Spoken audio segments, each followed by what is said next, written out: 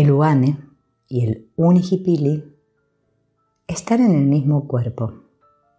Puedes ubicar al Uane en el entrecejo y al Unihipili en el plexo solar, en la boca del estómago. Ellos se comunican usando la palabra y los canales del cuerpo. Así que asumiendo que no tienes ningún desajuste energético dentro de ti que haga que la comunicación entre el Unihipili y el Uane esté interrumpida o sea difícil, la mayor parte del conflicto entre estos dos se debe a una falla de comunicación. Las palabras no están siendo claras. Hay mensajes contradictorios o puede haber una falla en los dos principios básicos de los que te nombré antes. Hay mensajes contradictorios. El Uane habla y el Unihipili reacciona. Si esa reacción se considera favorable, uno dice que ha obedecido. Si la reacción es desfavorable, se puede decir que ha enloquecido. Y es que a veces eso es justamente lo que ocurre. Las palabras generan en el Unihipili reacciones diametralmente opuestas a lo que se podría esperar por lógica. Pero eso no es culpa del Unihipili en ningún caso, sino en la programación que tiene producto de la asociación con los cúmulos de experiencias procesadas o a medio procesar almacenadas en la memoria. A veces pensamos en irnos de vacaciones y de inmediato sentimos malestar. Esto es un ejemplo de una de esas reacciones del Unihipili. No es cosa que se haya inventado él. Es simplemente asociación de los mensajes que ha recibido del Uane y son probablemente frases como no me gusta estar sin hacer nada o el trabajo es mi vida. Estas palabras las dijimos y el Unihipili lo estaba escuchando, porque el Unihipili no duerme, está despierto y activo 24 horas al día, 7 días a la semana, 52 semanas al año, desde la concepción, o incluso antes, hasta la tumba, o incluso después, y graba todo lo que se percibe por los sentidos, lo que se dice y lo que se piensa. El Unihipili no puede saber si estás diciendo algo en serio o es en broma, si estás diciéndolo para disimular frente a alguien o si es verdad. Él asume todo como verdad, aunque eso no significa que todo lo que oye le interese. Por eso uno debe cuidar lo que dice. Uno debe saber que puede comunicarse con el Unihipili siempre mediante la palabra. No se requiere nada especial, solo hablarle con claridad, tratando de recordar que su inteligencia no procesa cosas muy abstractas y complejas, que es como la mente de un niño. Si alguna vez has intentado explicarle algo a un niño, sabrás que debes entender muy bien lo que le vas a decir, porque el niño puede descubrir en un segundo si le mientes o si tú mismo no entiendes lo que tratas de explicarle. Siendo así, no te creerá y lo que es peor aún, no te respetará. Si eso te pasa con tu Unihipili, será para ti un obstáculo poderoso en cualquier cosa que quieras hacer. Esto es importante a tenerlo en cuenta cuando se hace una oración. Por eso debes repetirla con confianza, apropiándote de las palabras con autoridad y dignidad. Esa es la forma más rápida de impresionar al Unihipili, que es quien llevará esa oración a las instancias superiores. No creo que sea necesario que te explique que si el Unihipili no se siente interesado en lo que dices, porque no te cree o no te respeta, no llevará tu oración a ningún lado. Lo primero que tienes que notar es que toda oración está dirigida al Divino Creador, Padre, Madre, Hijo, todos en uno. Si uno entiende que el ser humano tiene esas tres partes, podrá ver que es una oración dirigida a nosotros mismos en nuestra completitud, pero especialmente al Aumakua, la parte más alta de nosotros. Es simple de entender que cuando uno quiere dirigirse a algo que es complejo, puede hacerlo dirigiéndose a la cabeza jerárquica de este complejo. Si yo, mi familia, mis parientes y antepasados, esto se llama responsabilidad global. Si yo o cualquiera de los que están asociados conmigo ofendimos u ofendieron a los que están asociados contigo, te pedimos perdón. Ya te dije que no es posible ofender directamente al Aumakua porque no es posible herirlo. Por eso la oración no debe decir, si te ofendimos a ti. Eso está claro. Pero entonces, ¿quién es? ¿Es la familia, parientes y antepasados del divino creador? Todos los seres.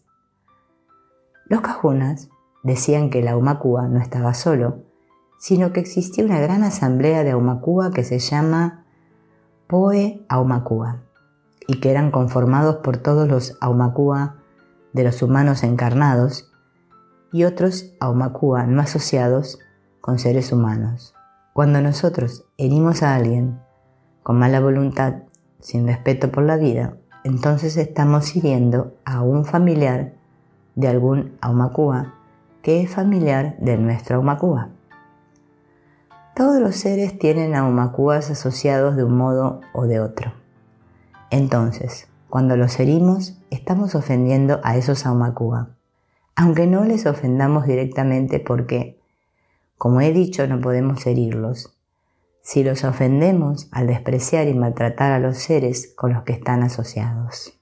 Entonces, al decir, Divino Creador, Padre, Madre, Hijo, todos en uno, si yo, mi familia, mis parientes y antepasados, ofendieron a tu familia, parientes y antepasados en pensamientos, palabras, hechos y acciones, desde el inicio de nuestra creación hasta el presente, nosotros pedimos tu perdón. Estamos diciendo, si hemos dañado a cualquier ser, en cualquier nivel de actividad, de cualquier manera, en cualquier lugar y en cualquier tiempo, nosotros pedimos tu perdón. ¿Por qué le pedimos el perdón a Él? Por la misma razón que le oramos. Él puede ver más allá de lo que nosotros vemos. Él sabe lo que nosotros no sabemos y Él es capaz de hacer lo que para nosotros es imposible. Entonces por eso recurrimos a Él. ¿Y solo le pedimos perdón? No, pedimos que se hagan las reparaciones y se rebalancee todo al decir, deja que esto se limpie y se vaya y llena ese espacio con luz y así se ha hecho. En algunas versiones de esta oración hay una larga letanía de cosas como deja que toda energía discordante, negatividad, memoria, grabación, atadura, amarre sea cortado y transmutado en luz. Pero son muchas palabras sin valor, aunque es solo una opinión. Es mejor mantenerlo simple. Es a través del Unihipili que llevarás el mensaje al Aumakua. Así que manténlo simple. Lo importante es que exprese arrepentimiento, reparación, balance. Puedes recitar esta oración maravillosa cada vez que algo surja de negativo en tu vida. O si no, como un hábito, porque todo lo negativo que surge en la vida se debe a reacciones negativas asociadas a la falta de perdón. Si tu vida es un desastre, de pronto es probable que tú no hayas perdonado a alguien o que alguien no te ha perdonado. El uso consciente de esta oración puede rebalancear las cosas. El Aumakua nunca se niega a ayudarte cuando pides lo correcto. Y pedir perdón y balance es lo más correcto que se puede pedir siempre. Así que practica esta oración. Este es un universo hipersimétrico. Lo que ocurre dentro de los seres se refleja afuera. Eso es lo que los pensadores de la nueva era han dicho hasta el cansancio, pero a estos pensadores les cuesta reconocer que esta simetría puede funcionar en ambos sentidos. Por lo tanto, suponen que aunque ellos están en capacidad y en el derecho de afectar aquello que les ocurre afuera, manipulando su ser interno, no pueden dejarse afectar internamente por lo que ocurre afuera. El principio de causa y efecto está sobrevalorado. De hecho, es algo que solo puede ser aplicado correctamente en la cara física del mundo, porque el tiempo tiene sentido solo en esta cara física. Adentro y afuera están encadenados, pero no por un principio de causa y efecto, donde la causa se da primero y luego el efecto, tal como estamos acostumbrados a pensar. Una causa puede manifestar un efecto a largo o mediano plazo en el futuro. Eso es fácil de entender. Lo difícil es entender que de hecho pueden ocurrir efectos cuya causa no ha ocurrido sino que ocurrirá después. Y por otro lado, puede haber causas y efectos simultáneos. Causa y efecto surgen de modo interdependiente e instantáneo. Los dos surgen en el mismo momento. Y es un asunto de hipersimetría, como cuando uno se mira en el espejo. La simetría es instantánea. No vemos esto porque pensamos que somos nosotros quienes causamos el reflejo. Sería muy difícil pensar que nosotros somos el reflejo de alguien del otro lado del espejo, pero resulta que en un sentido metafórico es justo así.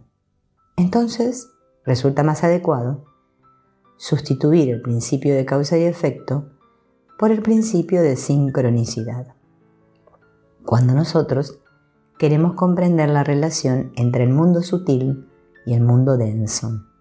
Todo lo que ves a tu alrededor te va modelando internamente y tu interior modela lo que ves. El mundo es lo que crees que es. No vemos las cosas como son, sino como somos. La sincronicidad significa que cuando dos eventos ocurren al mismo tiempo y no están causalmente conectados, significan lo mismo. En otras palabras, algo que ocurre dentro de ti, como por ejemplo un estado anímico o un pensamiento, y algo que ocurra externamente en ese mismo momento, tienen el mismo significado.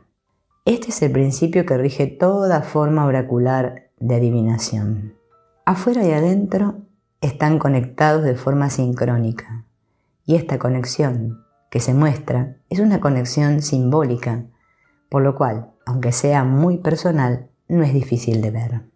Entonces, cuando uno siente culpa internamente, el mundo se muestra como un sitio hostil que te castiga, por la idea que tienes que los culpables merecen un castigo, y por ello, cuando alguien externamente te dice que estás perdonado, sobre todo alguien que posea cierta autoridad, entonces internamente sientes que estás perdonado y en ese momento todo afuera luce mejor. Cuando uno se siente culpable se aleja de lo bueno porque siente que no lo merece.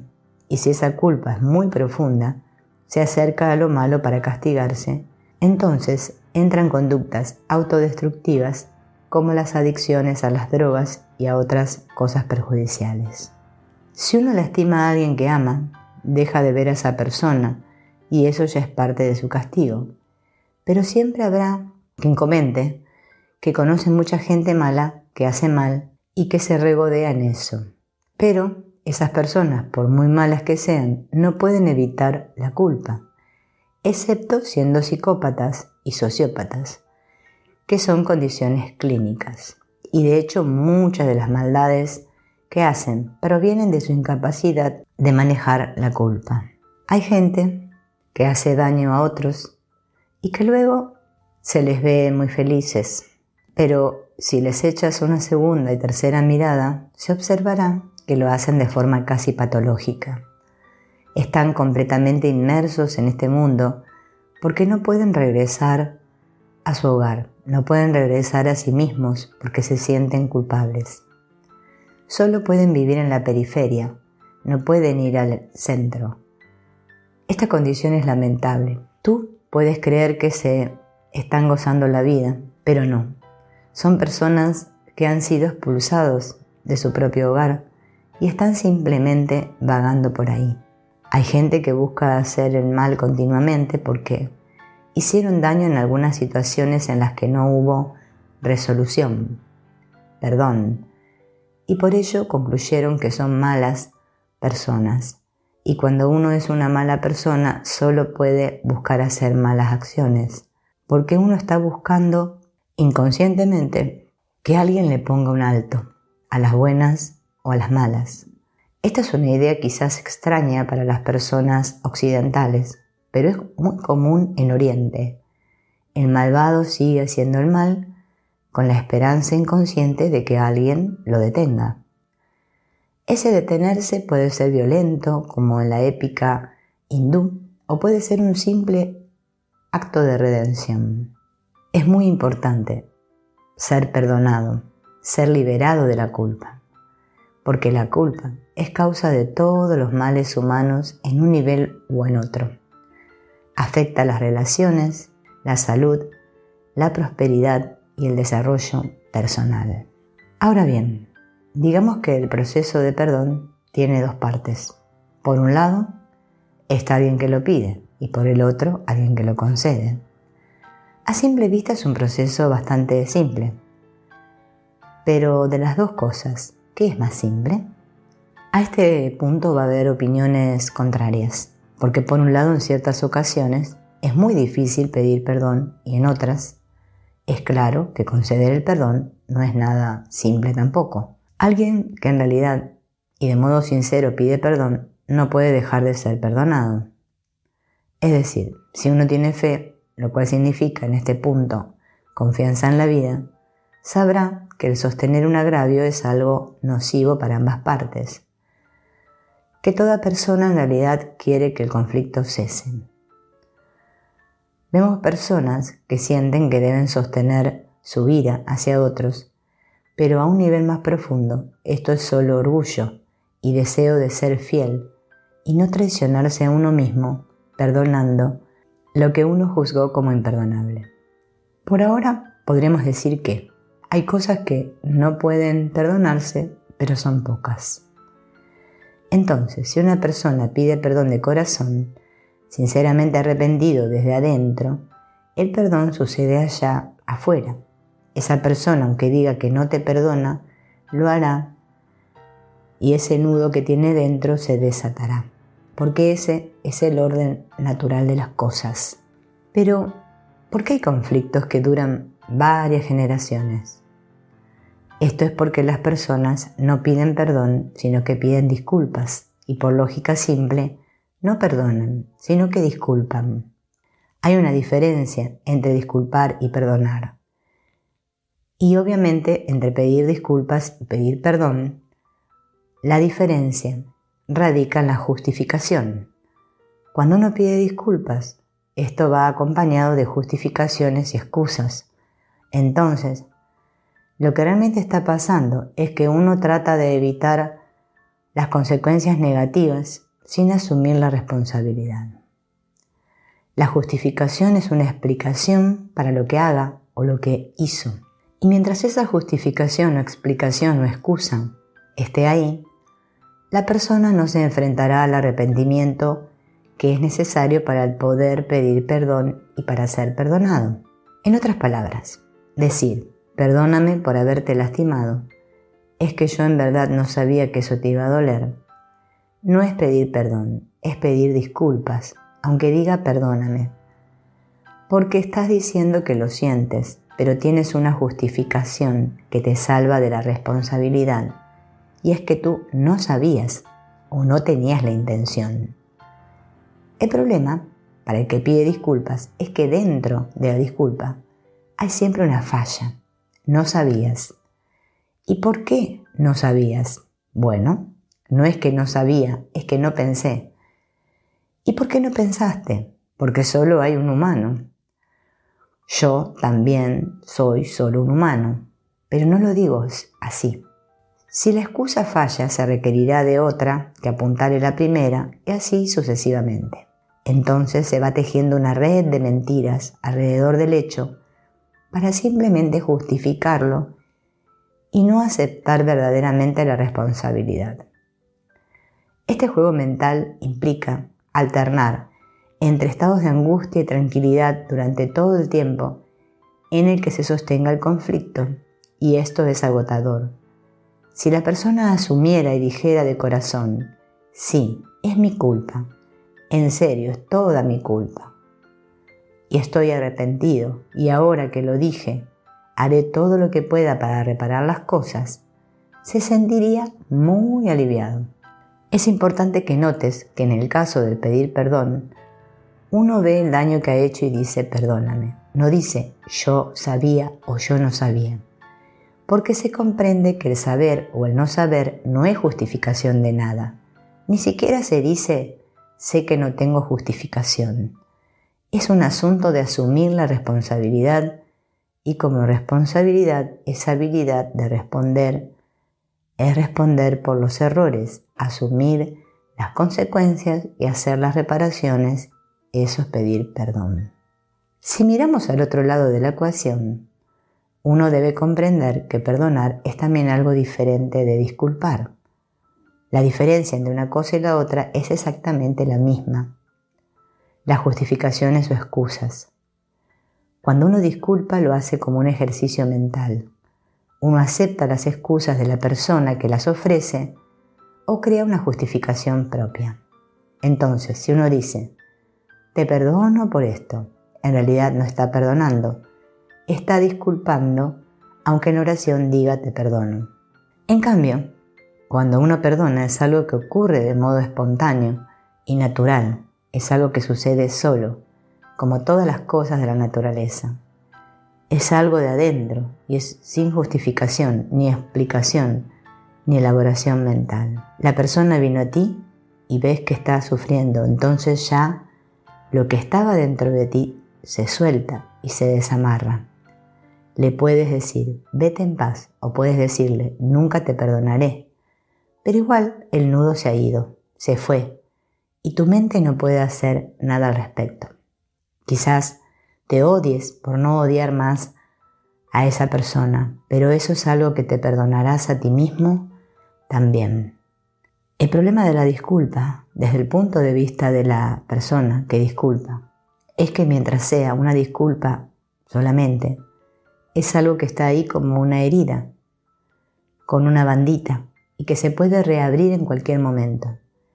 La justificación que uno usa para disculpar puede fallar también, y una vez que falle necesitará de otra, y así es difícil mantener el estado de calma mental. Cuando digo que una justificación falla, es porque la mente que argumenta en un sentido al momento siguiente, argumentará en otro y habrá duda. Se necesita más tiempo para disculpar que para perdonar. Porque disculpar requiere una elaboración mental de parte de los dos involucrados. En cambio, que el perdón es tan instantáneo como el abrazo entre mi madre y mi sobrino. A veces no es fácil justificar las cosas. Hay cosas que no se pueden justificar. Hay cosas que no pueden perdonarse, pero son pocas. Hay cosas que no pueden disculparse, pero son pocas. Todo puede perdonarse, pero no todo puede disculparse. Debes perdonar a todos y a todo lo que te ha herido, y debes pedir perdón por todo el daño que hayas hecho. Perdonar significa que el asunto, por alguna razón, ya quedó en el pasado. Es algo que se cerró, es algo de lo que no vale la pena hablar, y en lo que no gastarías tu tiempo hablando. Y en todo caso, significa que cuando piensas en eso, ya no sientes dolor.